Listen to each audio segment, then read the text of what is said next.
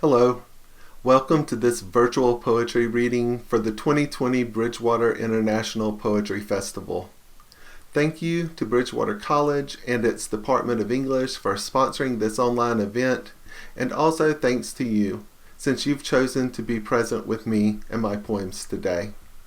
I am Brent House, a proudly farm-raised poet from New Case, Mississippi, currently living in the suburbs of Pittsburgh, Pennsylvania.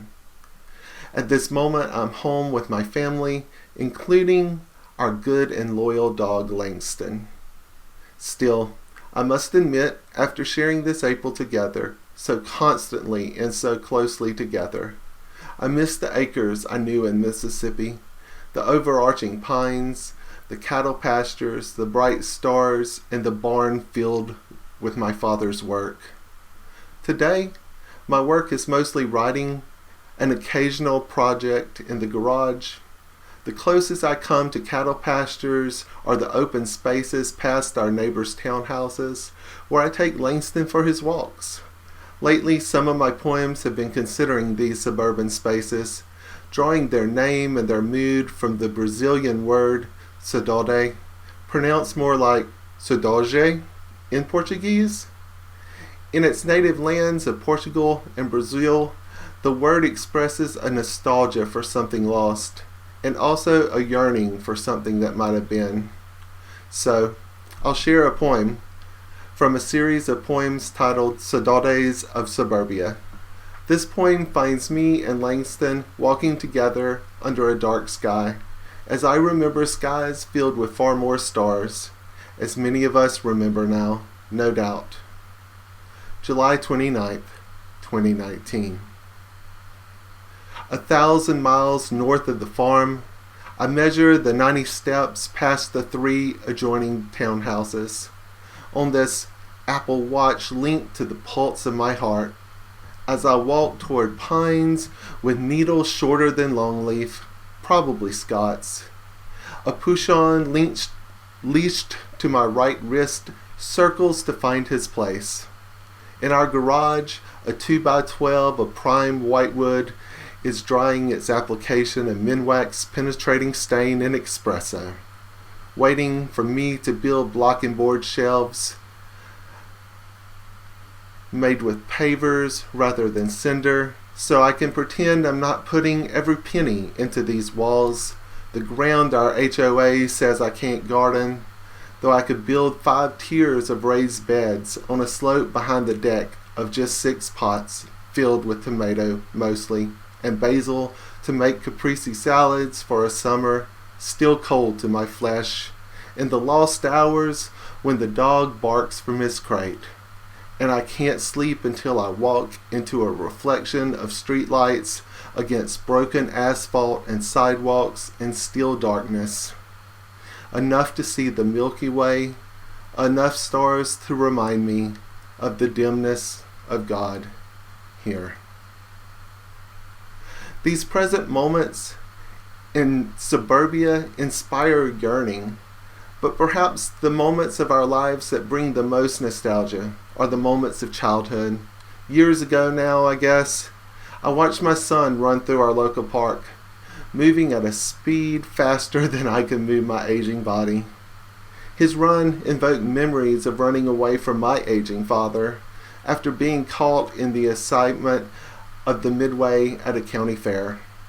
And I return also to memories of spinning on rides my father couldn't bear, as I hung onto a spinning wheel with my son until I could no longer bear the force of the gravity pulling me outward.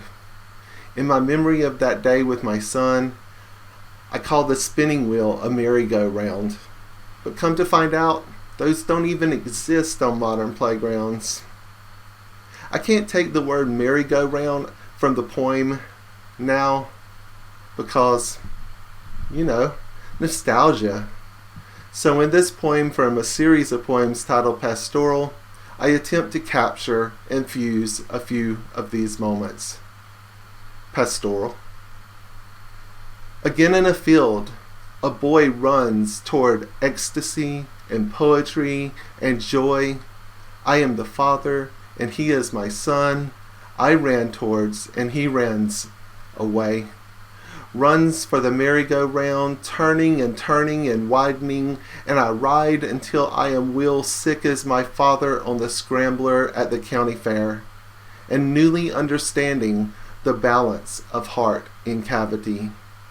And now I cannot tell his heart was broken once, a pulse laid barely safe under a width of repair, as his bone leaves gather into the knuckles of my prayer, still gold after the cut and soft against closure he cannot endure, in a stone still struggle for cardiac output and diastolic feeling, in a thoracic gulf, pressure as low as an August hurricane passing inland.